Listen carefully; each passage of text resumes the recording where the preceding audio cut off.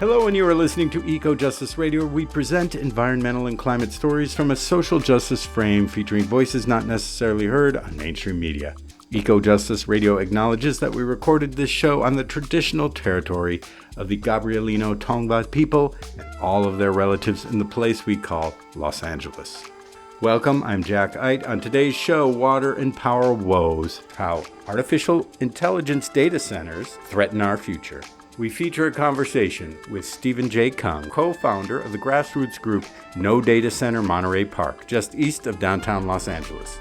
We also hear from multiple activists and journalists reporting on data center projects from Arizona and Utah to the California desert and out toward Louisiana and Michigan. Tech journalist Paris Marks weighs in from the 2025 Bioneers Conference on the social and political implications of this data center bubble economy. We even have Bernie Sanders calling for a moratorium and Stanford's Mark Jacobson charting a way that they could be powered with renewable energy, but questions still remain. Stephen J. Kung is a Chinese-American resident of Monterey Park who lives 1,300 feet from the proposed data center site. He's a writer-director who co-founded No Data Center Monterey Park.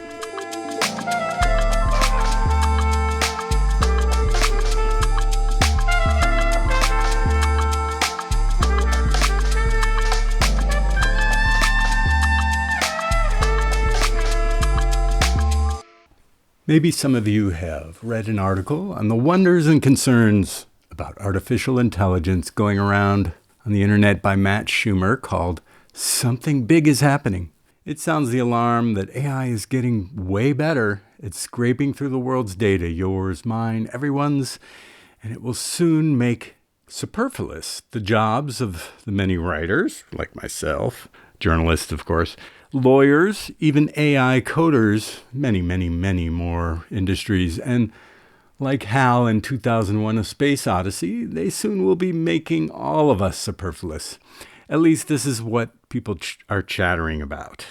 We don't have to accept our own superfluity. I don't argue with Schumer's premise to go on fancy machine friends ChatGPT and Claude and make it guess for you, entertain you, social post for you, often making ridiculous mistakes or what they call hallucinations, the dangerous kind. Yet another perspective is to ask, at what cost?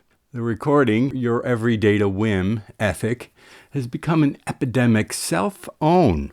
It accelerates power burning, polluting, consuming, paying off the trusty oligarchs who ironically seem to need your money, at the expense of wild animals and winter snow, and embeds mass surveillance, heating up your fingertips, your smart doorbell, biometric sensors, your EV entertainment system, complete with facial recognition and constant report backs to the mothership.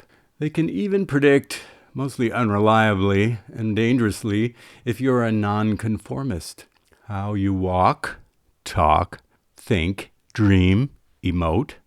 In 2025, Google, Amazon, Microsoft, and Meta invested $465 billion in building out computing and networking infrastructure for AI, according to Goldman Sachs, our good friends over there. Data is the new oil, said The Economist magazine, and AI, well, we could say, is the noxious refinery processor building our monetized personal profiles to cast us as characters in its own late capitalist fascist charade. This is Sanaya Brown saying stop using AI and save water. This is from Instagram. For the love of God, stop using AI. We will not have drinking water. AI used more water than every single bottling company on the planet globally in 1 year. They surpassed how much mother water every single bottling company used in 1 year. Water is a finite resource. You can't make no H2O. We will not have drinking water, and y'all are playing with AI to watch Michael Jackson do a backflip. or to watch yourself do something stupid. We will not have drinking water. This is bigger than anything. Like, I really need y'all to get it to your heads. Sora is not going to save you. Use your talent. Stop using AI for everything. So this is Mark Jacobson on renewable energy options for data centers. We've had him on the show. We interviewed him a few years back. If you look into our archives, he's Stanford University's written multiple books. And here's what he thinks about how data centers could be powered, let's say, sustainably. The use of data centers is growing. To the extent new data centers cannot be avoided by better computer codes and more efficient computers, how should we power them cleanly? Hi, I'm Mark Jacobson, professor of civil and environmental engineering at Stanford University, to tell you how. First, if a data center is not connected to the grid, there are at least 3 ways to provide constant, clean, renewable electricity to it. One is to build solar or wind or both nearby and solar on the data center rooftop, together with battery and hydrogen electricity storage. Excess solar and wind will be stored in batteries and hydrogen. Batteries provide short and medium-term storage. Hydrogen, when coupled with a fuel cell, provides long-term electricity storage. A second method is to build a nearby enhanced geothermal facility. With enhanced geothermal, heat is extracted from 3 to 8 kilometers deep in the earth to run a turbine to generate constant electricity. The third method is to combine the first 2 methods. What if the data center is connected to the grid? In that case, the data center owner can use any of the first 3 methods just discussed, or pay homeowners or businesses to build rooftop solar plus battery systems to free up grid electricity for data center use. This is because people use their own rooftop solar electricity first, reducing their need for grid electricity. In fact, during the first 11 months of 2025, grid electricity demand on California's main grid was down 2% versus 2024, largely because of the growth of rooftop solar, despite the growth of data centers and electric vehicles in the state.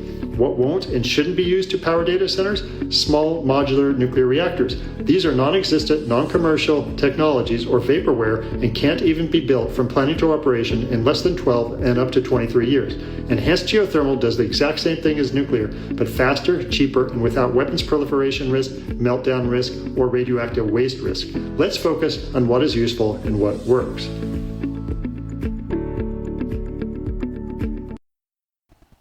This is a video that came from Instagram. It's off the Lake Powell Burner Data Center out of Page, Arizona. They're talking about this data center. They want to slap a $10 billion project across the street from the Horseshoe Bend near Lake Powell on the Colorado River, near the Utah border. And this is a testament of what Mark Jacobson says about using sustainably generated solar energy to do these data centers. It often doesn't make much sense.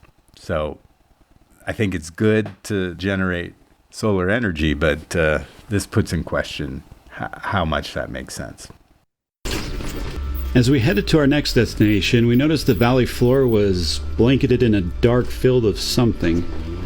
You probably know what it already is. Let me give some background anyway. Utah has become home to some massive data center projects, which are used by some of the world's largest companies and government agencies, including Google, Meta, and the National Security Agency. One thing we all know about data centers, they consume a staggering amount of energy. This happens to be one of the largest solar plants in the country with 1.2 million panels. This project recently came online and can produce over 685 megawatts of electricity. That is enough to power 1 out of every 3 homes in the entire state of Utah. However, the entire output from this will go nearby to the data center for Facebook. Welcome to Eco Justice Radio, Stephen Kung. Thank you so much for having me. I'm so glad to be here and tell everyone what's going on in Monterey Park. Yeah, so Monterey Park is just east of downtown Los Angeles. Maybe you could get in to give us the lay of the land. Our audience is far and wide. They're not necessarily local.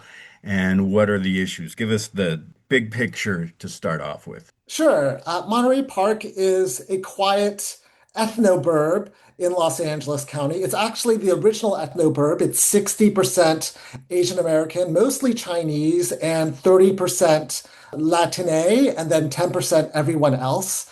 And it's beautiful, it's bucolic, it's got a great food scene, And it is right next to East LA and downtown Los Angeles. So it's in a prime location. It's highly residential and it's undergoing a period of transition, right? It used to have a lot of retirees, and now the retirees are moving out. When I moved in 4 years ago, I was the youngest. My husband and I were the youngest people on our block, and now we're in the middle. So new people are moving in. The houses are basically $1 million plus now. And it's a solidly middle class neighborhood for LA. And so imagine my surprise when I found out like 2 months ago over social media from a random Instagram post that this Australian data asset manager was going to build LA County's largest data center in Monterey Park.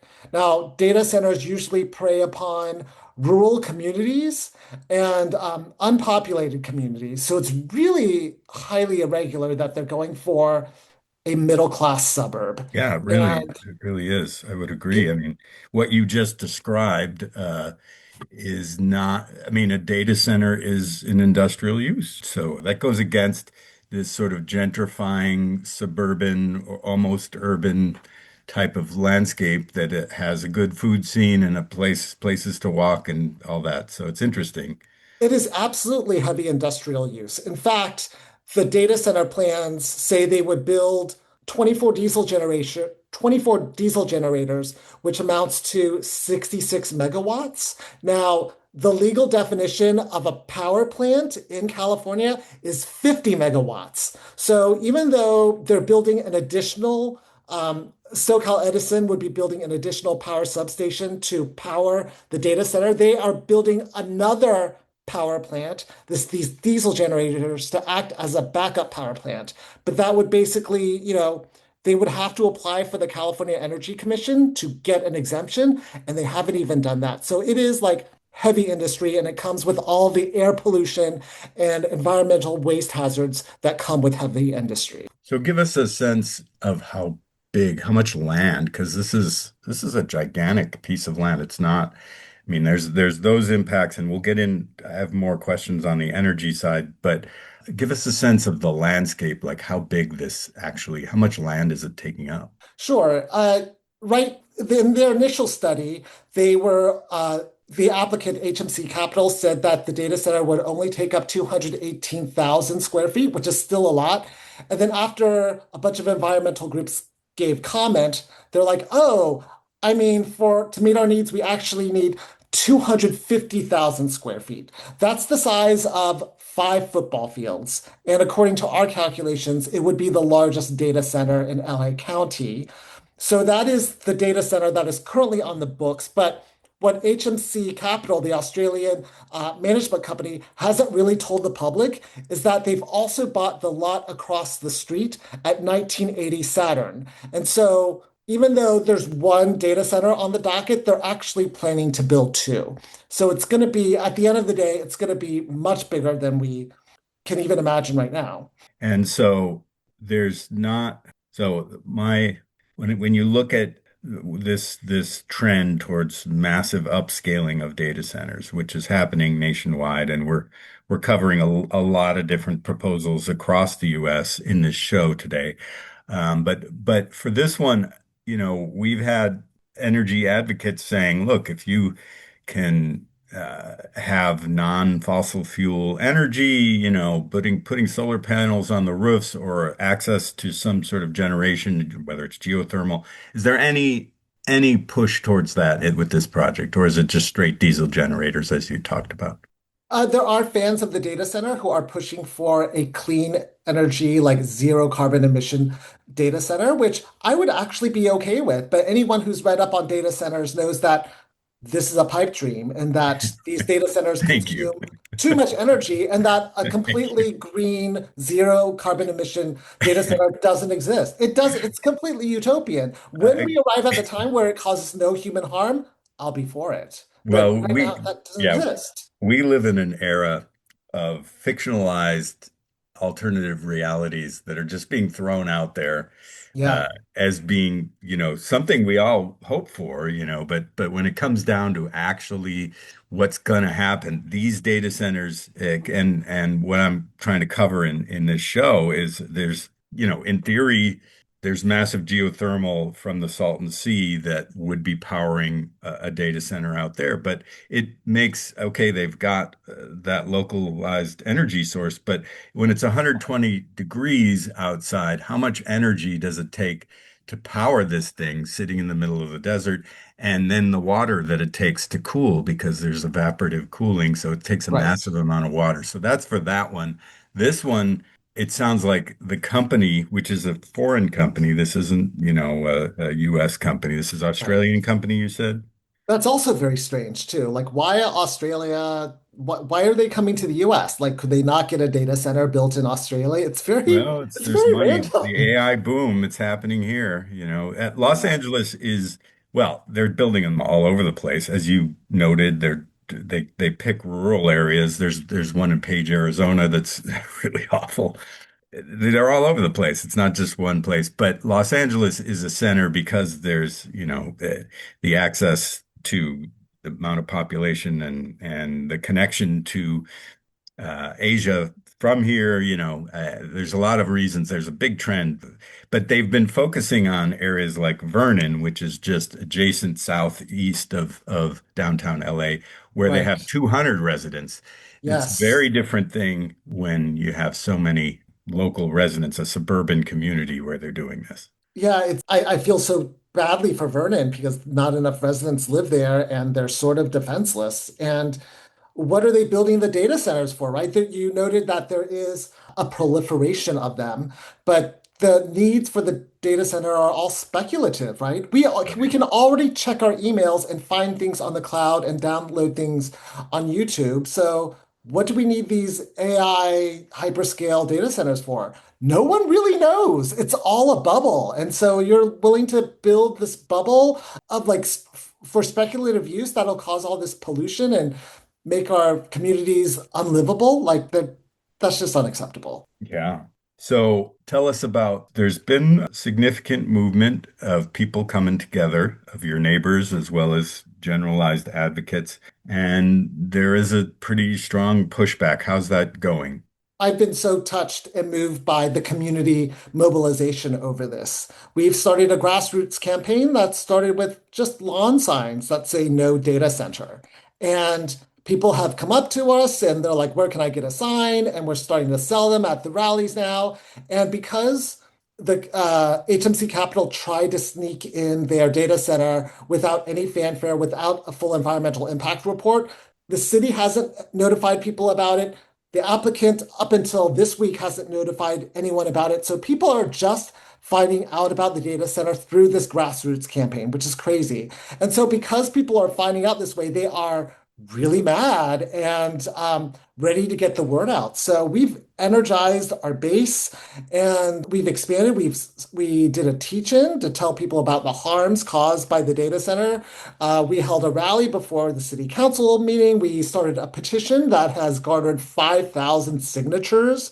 So we are getting the word out. And through this process, I've been getting to meet my neighbors. I mean, the one plus of this is it's hard to get to know your neighbors in suburbia, but like now we are all bonded because we are all fighting together and we're having dinner with each other and drinks and it's going to each other's houses for meet and greets and it's just a lovely sense of community. And I've actually fallen in love with my city all over again.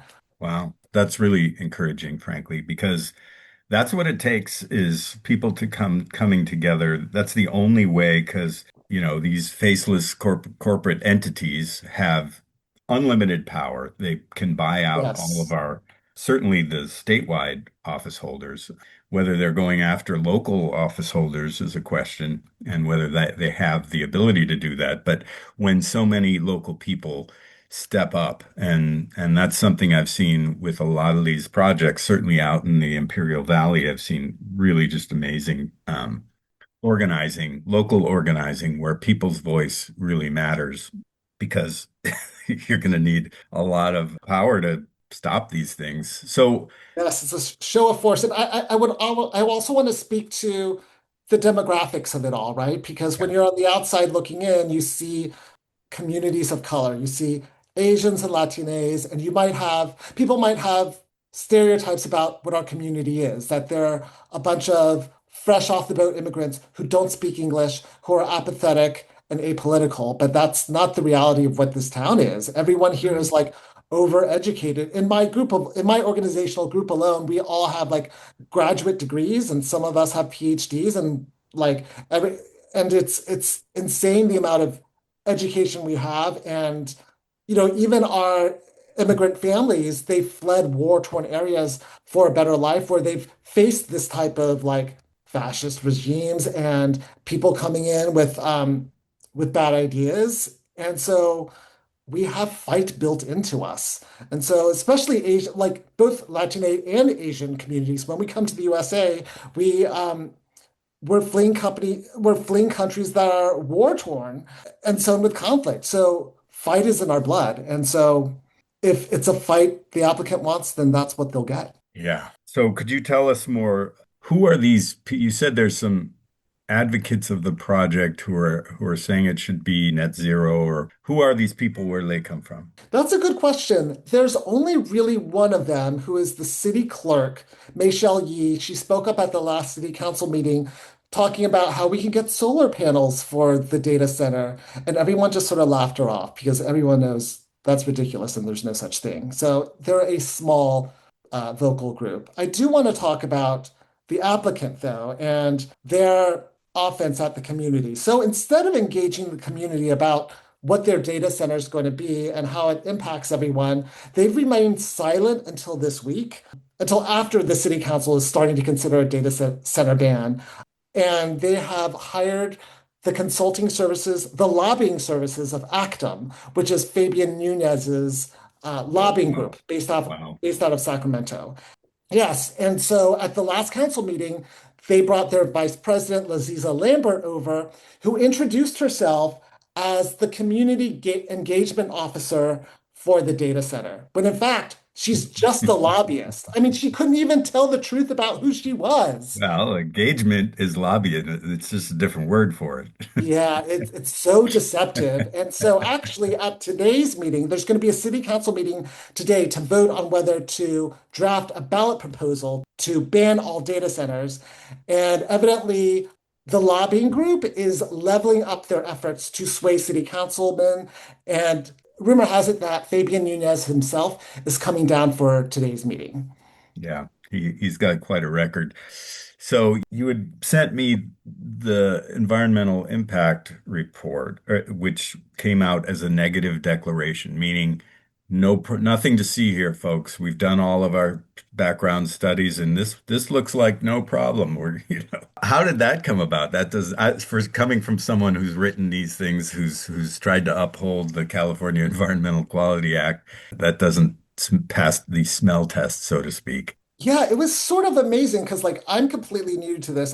First of all, I didn't know you've written some of these reports, but I love that. I'm an urban planner. I come from this Oh, background. okay. So it was crazy to me because like I don't know anything about this, but you defer to experts who do. You talk to your friends at Earth Justice, and they refer you to Environmental Integrity Project and friends at Center for Biological Diversity, and they read the reports and they sort of laughed at it, and they were like, does this pass any sort of muster or Yeah. scrutiny?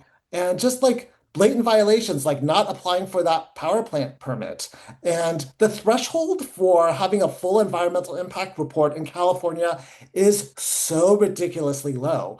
Basically, it says that like and you can correct me on this, Jack. I think like if there's a case, any sort of case to be made that it could impact the public, then you should do an environmental impact report. Like it's that low. It's like if Yeah. there's a case, you should do the report.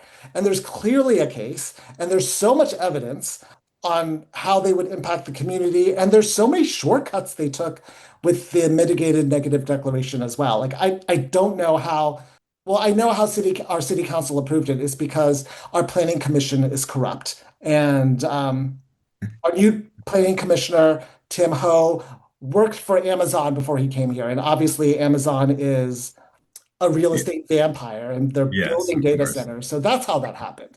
And so at our last meeting, I actually called for Tim Ho to be fired. And I still hope he gets fired because, Good job. yeah, thanks. Well, we're going to take a break for our radio audience, Stephen Kung. So we'll be back in a just short minute here. You're listening to Eco Justice Radio, a listener-supported media outlet. Please consider making a donation to ensure that we can continue to provide socially and environmentally driven content. Donations can be made at Eco Justice Radio or SoCal350.org. For an extended version of this interview, as well as other benefits, we encourage you to become a member of our Patreon at patreon.com/EcoJusticeRadio. Today you were listening to Water and Power Woes, how artificial intelligence data centers threaten our future. I'm your host, Jack Eidt, and we feature a conversation with Stephen J. Kung, co-founder of the grassroots group No Data Center Monterey Park, just east of downtown Los Angeles. We also hear from multiple activists and journalists reporting on data center projects across the U.S. This is another clip from Instagram Coach RJ242. This speaks to the draining of the Owens Valley, of the Owens Lake, the river, and the Eastern Sierra, all the water resources to go to LA. Of course, it's not only data centers that are causing this, but I think making that connection is really important. And of course, Governor Newsom's full support. Want to be radicalized?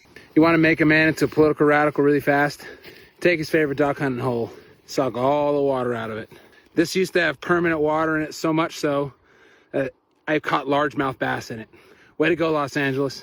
Behind me is one of the wetlands that Gavin Newsom and his tech bro buddies drained and sent off to Los Angeles in order to feed the 72 operating AI data centers there, as well as the multi-billion-dollar plan of expansion for AI in the city that is happening as we speak. It breaks my heart because marshes like this one have been serving waterfowls for at least 110 years. According to the head stamp my boy Heinz 57 here dug up last time we checked out one of our spots. That just goes to show it's not our world, it's just our turn to take a spin. So how did Gavin Newsom do with his? Well, while he was off in Davos trying to look presidential, my boys and I conducted our second waterfowl survey of this local roost. Exactly 365 days ago, we counted 22 species of waterfowl, including sandhill cranes and king eiders that must have gotten lost on the way down from Alaska. This year we counted 4. I'm an N of 1 study, I understand that. But I know a crisis when I see one. I've also seen what Gavin Newsom did with his spin on this earth. I hate to see if we gave him a turn with the whole country. This is Zero Waste Store on AI data centers and their consumption. Your use of AI is killing the planet. In 2025, the carbon footprint of AI was equivalent to the entire city of New York, between 33 million and 80 million tons of carbon dioxide. AI data centers that are being built today are expected to each consume as much electricity as 2 million households. Because electricity in the US is mostly powered by fossil fuels, data centers emit a lot of greenhouse gases. AI data centers also used as much water in 2025 as the total amount of bottled water people drink globally in an entire year. This is due to their evaporative cooling systems. Although some of the water can be recycled, 80% of it evaporates. So the next time you use AI to write an email, think about the impact on the environment first.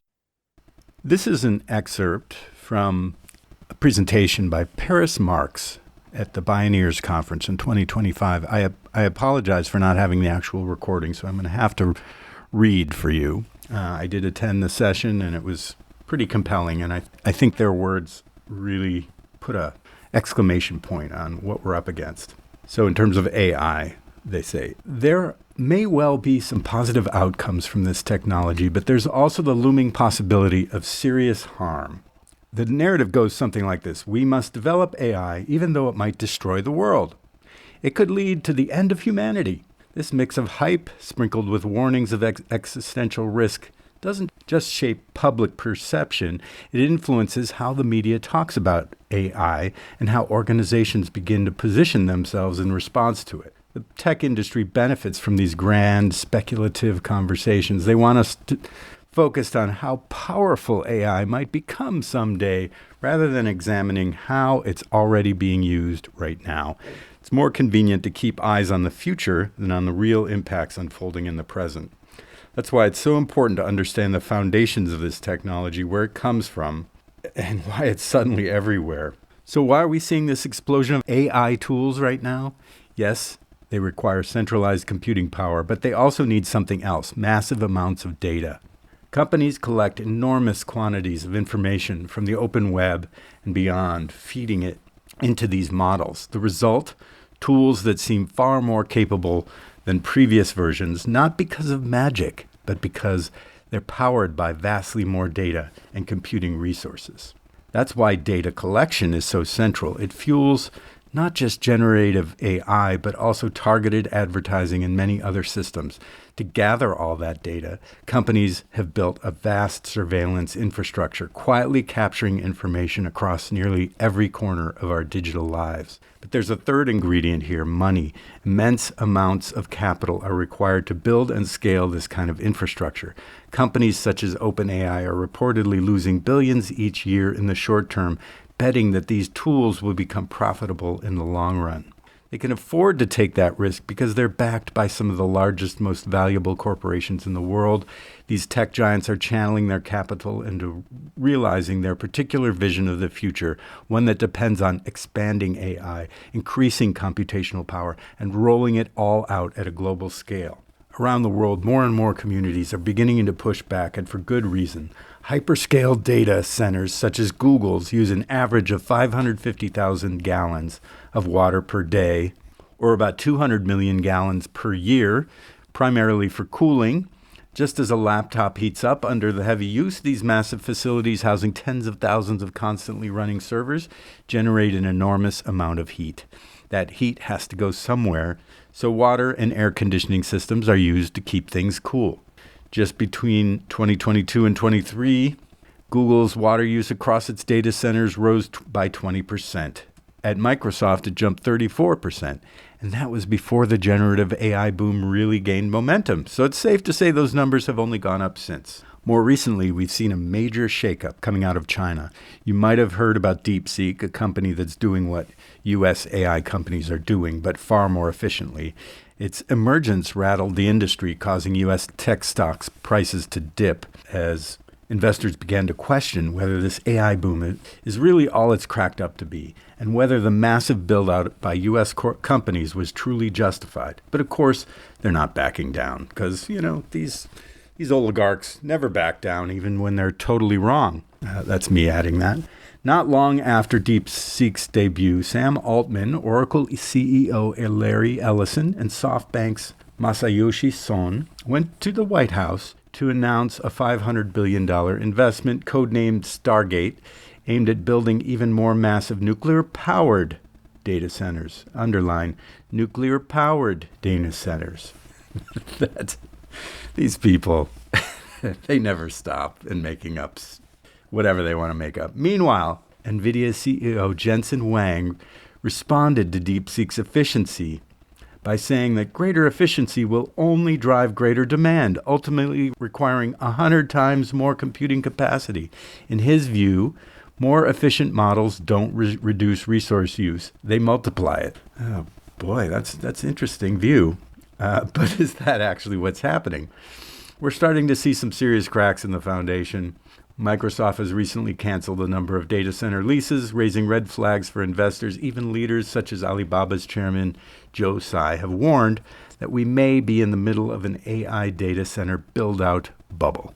So, Paris Marx leaves us with two final questions. First, who gets to decide what kinds of technology we build?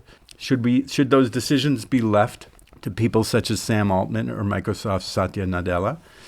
Or should we be making these choices democratically, asking whether it really makes sense to invest staggering amounts of water, energy, and materials into technologies whose benefits are still unclear?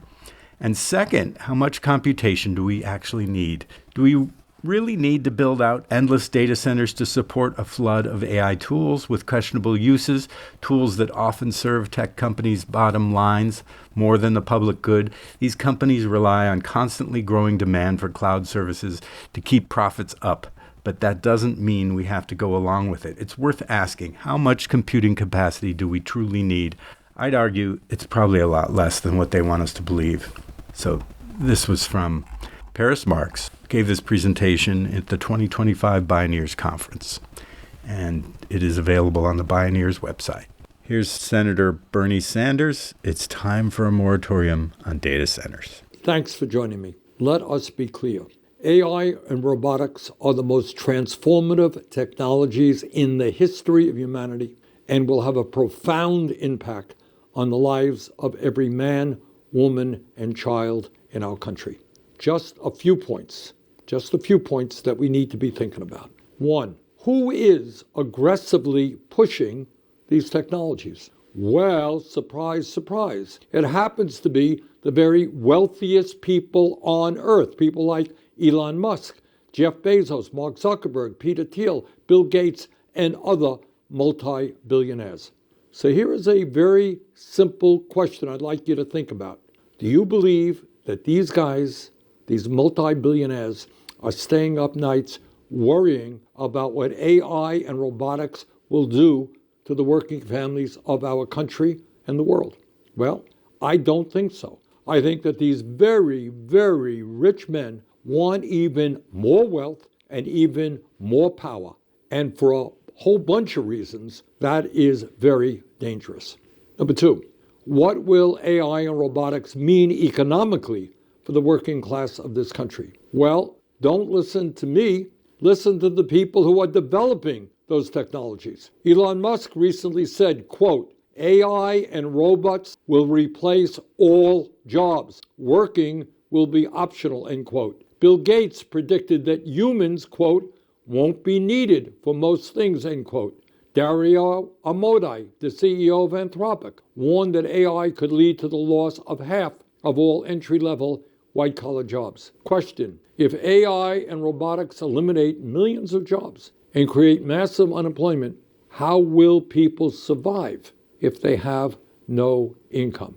And I don't want to break the bad news to you. I know it won't shock you, but very few members of Congress are seriously thinking about this. Three, something I worry about a whole lot, and that is that millions of kids in this country are becoming more and more isolated from real human relationships and are getting their emotional support from AI. Think for a moment about a future when human beings are not interacting with each other and are spending virtually all of their time with devices instead of people. Is that the kind of future you want? Well, not me. Needless to say, there is a whole lot about AI and robotics that needs to be discussed, needs to be analyzed. But one thing is for sure, this process is moving very, very quickly, and we need to slow it down. We need all of our people involved in determining the future of AI, and not just a handful of multi-billionaires.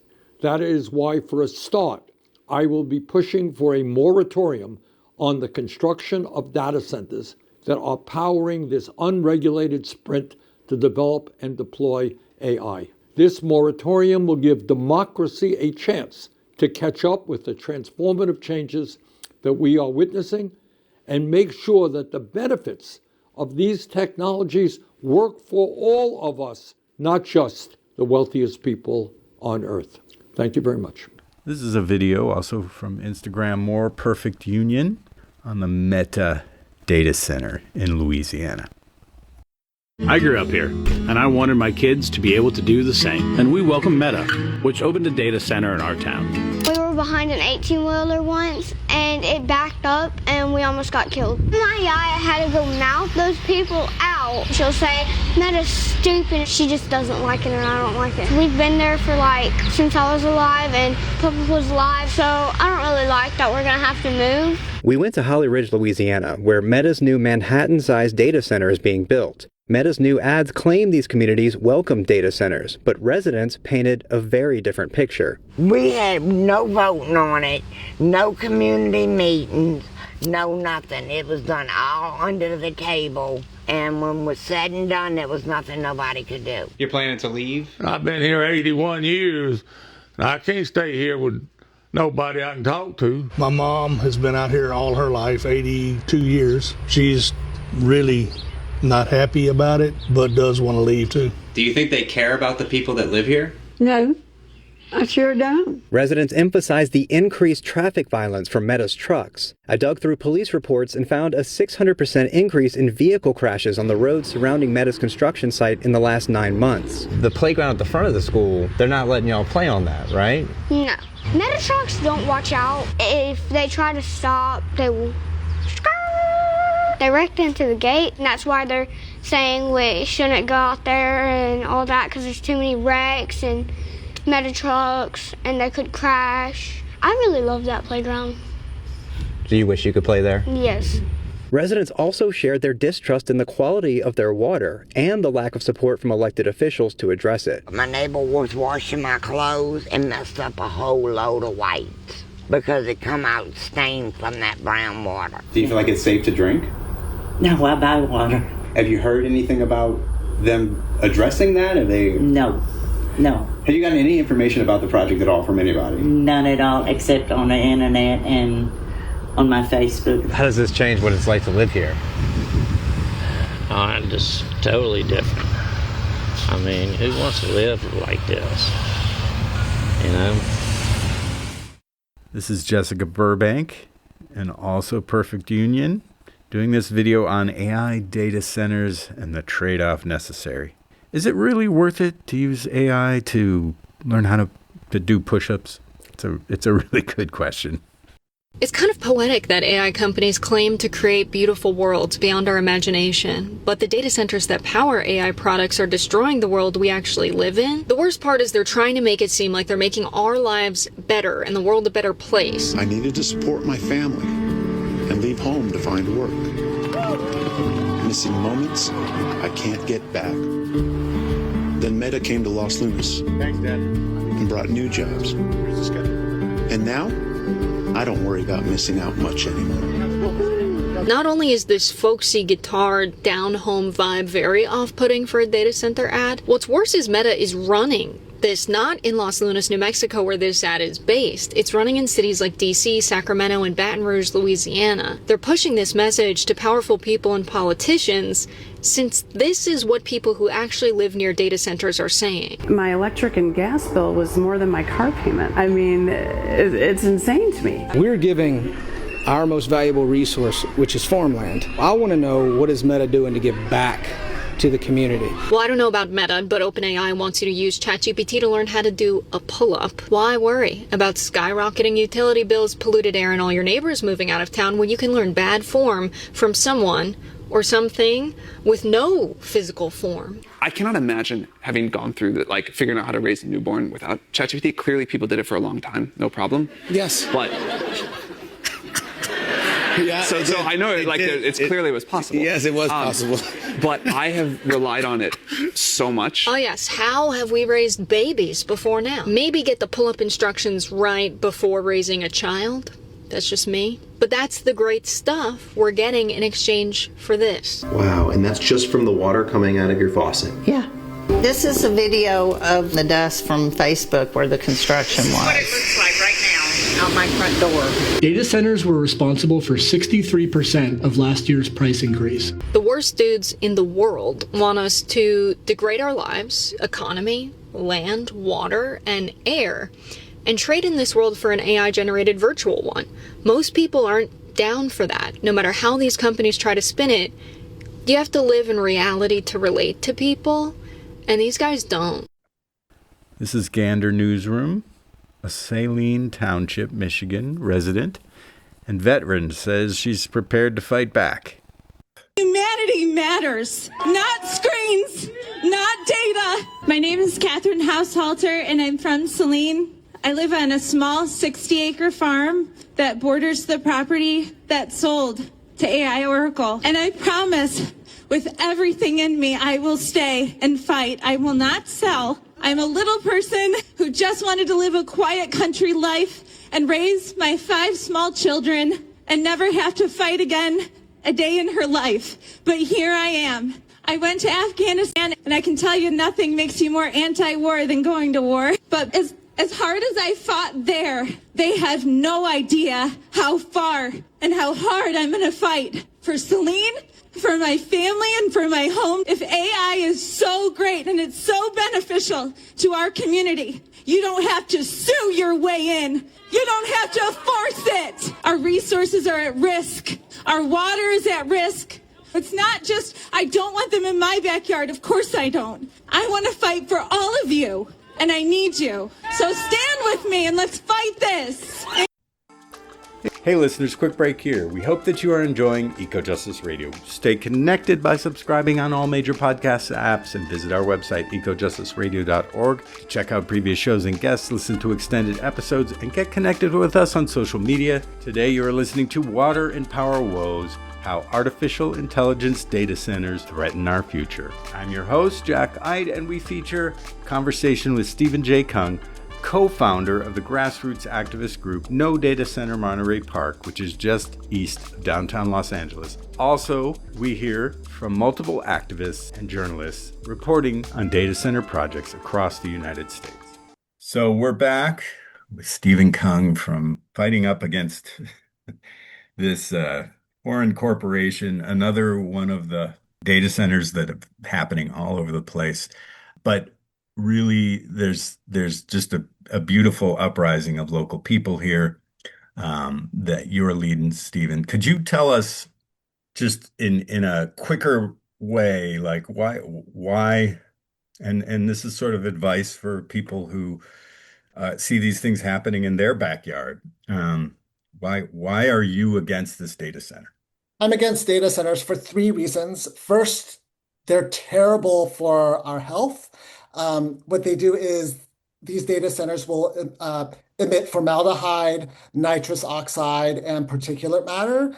And particulate matter, PM 2.5 in particular, there's no safe level.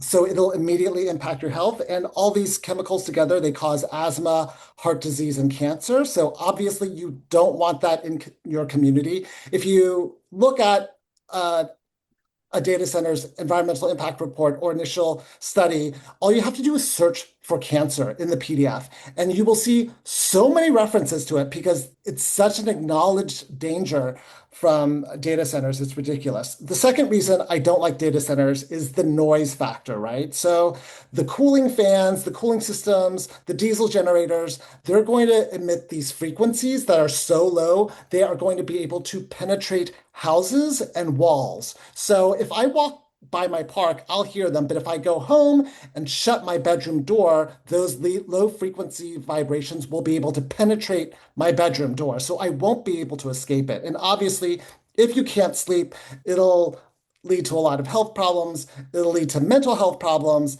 It's just a bad situation. And the third reason is financial. And that affects several levels, right? Obviously, no one wants to live next to a data center. So your property values are going to decrease. That's like a standard NIMBY argument that everyone knows. And the second reason is that your electricity costs are going to increase, right? Because, well, in this particular case, SoCal Edison is building a power plant, is building a substation to help power this the data center. But what SoCal Edison does is they will pass along the costs of upgrading the grid to everyone in the community, not just Monterey Park, because they have a monopoly on a lot of the San Gabriel Valley. They're going to spread the costs among everyone. So it just makes everything a little more unaffordable. So those are my reasons for hating on a data center. Yeah, those are good reasons. So Elon Musk's Grok 4 in Memphis, yes. Yeah. Is that a good example of what you're going to be facing? Because that was, a community of color that, is totally just put upon by this massive project and lots of serious impacts. Is that an example of what they're trying to put Monterey Park through? I think that absolutely applies, and that's absolutely what's happening here. So with Grok, they had like 33 diesel generators, whereas we have 24. And they put in these diesel generators with the idea that, they're only for backup. We're never going to run them. So that's what the city council believes. Meanwhile, the environmental lawyers over in Memphis decided to do their own investigating, and they turned on the thermal cameras, and they found out that like almost all of the diesel generators that they said were for backup were actually running. So once you let the lion in, there's no way to get them out. There's no way to enforce it really, because they could like just turn on the generators and there's nothing we can do about it. And that's what I fear is going to happen here. And like Monterey Park, Memphis fell for the promises of money, right? And the promises of tax revenue. But the truth is the residents never see it. And you know, these companies lie about their numbers. Like they literally have tax people who are there to like keep the taxes low so they don't pay those fees. Yeah, it's amazing. What do you think your chances are in overcoming this? Because sometimes, all right, we talked about that I have a background in urban planning, and probably the person who suggested the putting covering the roof with solar panels is an urban planner type. We're always looking for the middle position so we can keep everyone happy or keep everyone not completely hating each other and possibly Sure. get things going. Is there a potential for a negotiated compromise, or is this just a no means no? And then what are your chances of success? I'll answer your question about the compromise first. And I hate to give this guy any sort of credit whatsoever, but Elon Musk has this theory, has this ambition of putting data centers in space. And that's like a Okay. prospect I completely jive with. I'm like, Yeah, well, wow. that's not going to happen. Okay, so But if you think just about it, like don't buy it. but like Grok is more expensive than the International Space Station, which is insane to me. So if they already have the capital to build something more expensive than the International Space Station, if they put it in space, they don't have to worry about cooling, they don't have to worry about noise, and they don't have to worry about energy. They could actually get all the solar power they want. Theoretically, the sci-fi nerd in me is like, yes. I mean, I don't know if it's feasible. It's Yeah, that probably that's not. sci-fi. Just keep that in mind. That Okay. to me sounds like space junk. But Yeah. I have not done my due diligence on it, so I'm not gonna. Right. And we have real problems with using nuclear power for these data centers, which is obviously not an issue Yeah, here. it's crazy that they're bringing nuclear power. Like they brought back 3 Mile Island to fund a data center. That is insane to me. It's just, yes, because let's face it, humans have short memories. And what is it? There's a common statement which I see the truth of it every day these days. The people of the United States are the most propagandized people on the planet at this point in today's Yeah. planet. And, Oh, for sure. general people, they don't have time. There's a lot of these pro-nuclear types who run around and say, these things from tomorrow, we fixed them all, when they really have fixed none of them. I mean, Yeah. they've rearranged the way it looks and put a lot of money towards pushing these projects. Nuclear is totally expensive. It does not make any real sense in the real world. And, one time when we run out of electricity and they turn off all the machines because we're overdoing it in so many different ways, there's no way to keep the waste cool and safe for the Right. X number of years that they need to hold it until it becomes not radioactive. So I know that's an issue in other places, but so okay, let's just say we've got the space junk Yes. option. Anything anything else in terms of when you're looking at what could potentially happen here? Yes. So at the last council meeting, something beyond our wildest dreams happened because we were just asking for a full environmental impact report, but so many people were passionate about flat out no data center, ban it. At the end of the city council session, so we gave 6 hours of public comment, and the meeting ended at 1 a.m. And it ended with the city council members actually stating their position on the data center and proposing an ordinance to ban all data centers in the city. And we were all shocked because this was beyond our wildest dreams. Like a data center ban, hooray! Like this was our end game, and we couldn't believe it happened that fast. And of course, like what it gets announced at the meeting isn't always what's going to happen in real life. So the Right. 45-day data center moratorium is already in place, right? So we know nothing's going to happen for the next 45 days. But what we were expecting at the end of the 45 days was them drafting regulations to make the data center permanent. As it turns out, City Council is not going to be willing to do that for risk of litigation by the Getting sued. applicant. Yes, of Yeah, course. so Yeah. what they are proposing to make a permanent solution is to put a proposition on the ballot, basically have a referendum by all the residents in Monterey Park on whether we should have data centers or not. It would effectively ban all data centers within the city. So now it looks likely that we're going to be locked in a ballot battle in a race to, reach our fellow residents. The good news is that HMC Capital, they don't live here. They're from Australia and they don't know this community like we do. The bad news is that they have deep pockets and we will be outspent for sure. Yes. But you know what? We have the truth You have the and the people. messaging on our side. Yeah, which is real power. Yes. So that's very exciting. So the story is still developing, right? We'll know by the end of today whether there will be a ballot measure on the books, and we'll know at the end of this year whether this data center ban will affect not just Park, 1977 Saturn Avenue, but apply to all of Monterey Park. And we do really see ourselves as like a bellwether for the entire San Gabriel Valley, because if we can defeat the data center here, we can create a playbook for all the other cities in the San Gabriel Valley. Yeah. So remind me how many acres is this site? It is, Anyways, it's a five football fields. Yeah, it's big.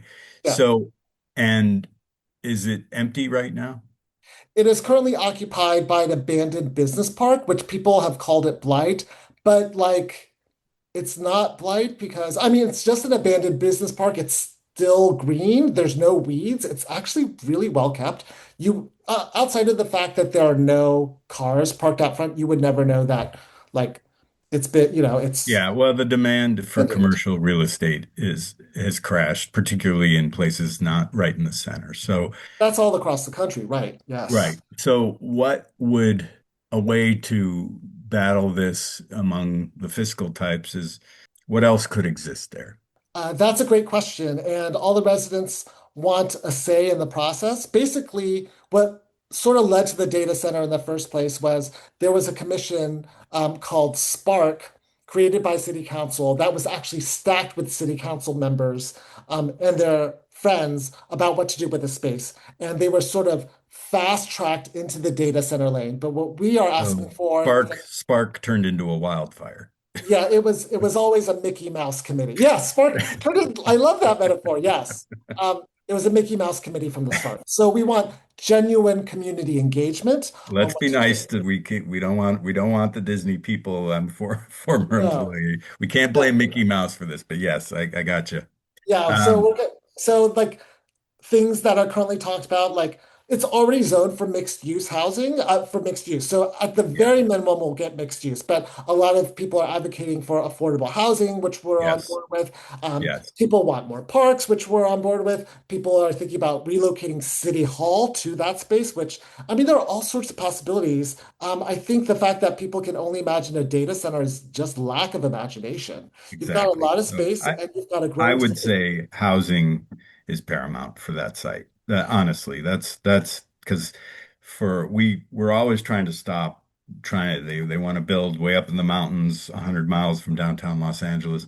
This is a perfect place for people who might commute into downtown Los Angeles or anywhere in the San Gabriel Valley. As you noted, it's really an up and coming type of place. It's a good place to live. It's certainly a lovely place, So I think that anyways, I would say there's having that imagination and then being very vocal about coming up with an alternative plan for that land can really give the people who make these decisions something to point to rather than just saying no. Because just saying no is difficult in the capitalist world that we live in, unless it's like, sometimes it's just say no. Things absolutely need to be stopped. Go ahead. The city council is already thinking like you are. And so a lot of them want to tie this ballot proposition and make it like a two-pronged proposition where you ban data centers and zone it for affordable housing. Yeah. And so a lot of us people who want housing are very excited about it, but a lot of us are also like, well, why can't you just separate it out into two propositions? Because you risk pitting the NIMBYers who are against the data center against NIMBYers who are against affordable housing, right? And so there's a chance that neither of them could pass. And so Oh yeah, I can't answer that question, but that's you definitely hit on something there because there would be a certain type of person who wouldn't like because affordable housing, it's going to be higher density than what probably exists in much of the community. It's mostly single family or maybe low scale right. apartments.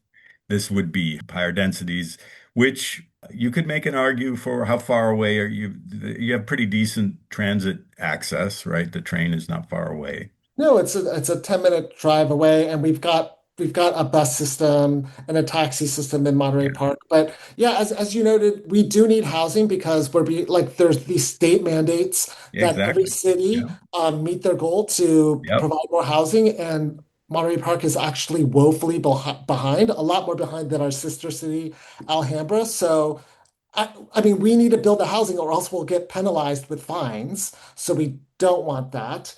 And our school systems, like what Hillcrest Elementary, I think they had to or are thinking about combining first and second grades because they don't have enough enrollment. Like we need people to go to our schools, or else our Yeah. public schools will shut down. So what we absolutely need is more people here.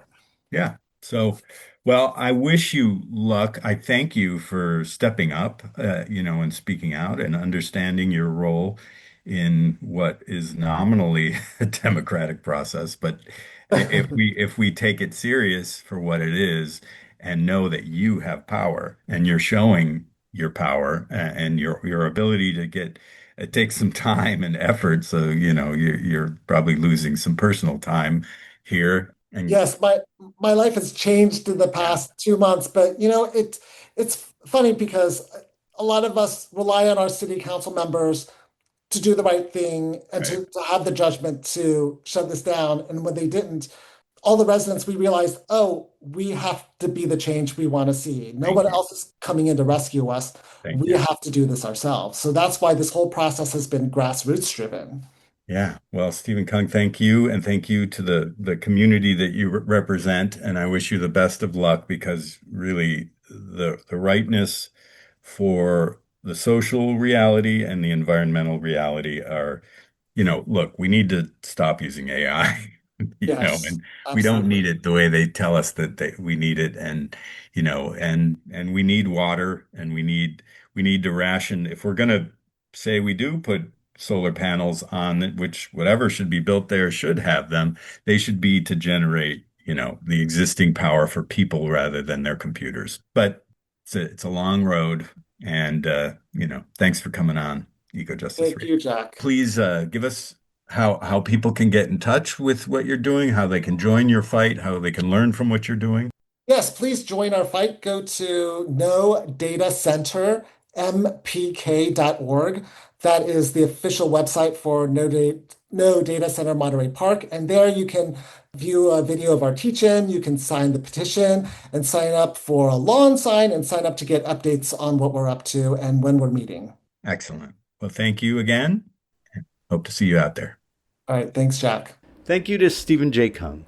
And thank you to our listeners for joining us. This has been Water and Power Woes, How AI Data Centers Threaten Our Future. For an extended version of this show, become a member of our Patreon or visit our website at ecojusticeradio.org. Please connect with us on social media at EcoJustice Radio, SoCal350, and Wilder Utopia. If you like what you've heard, you want others to be informed, subscribe and share the episodes.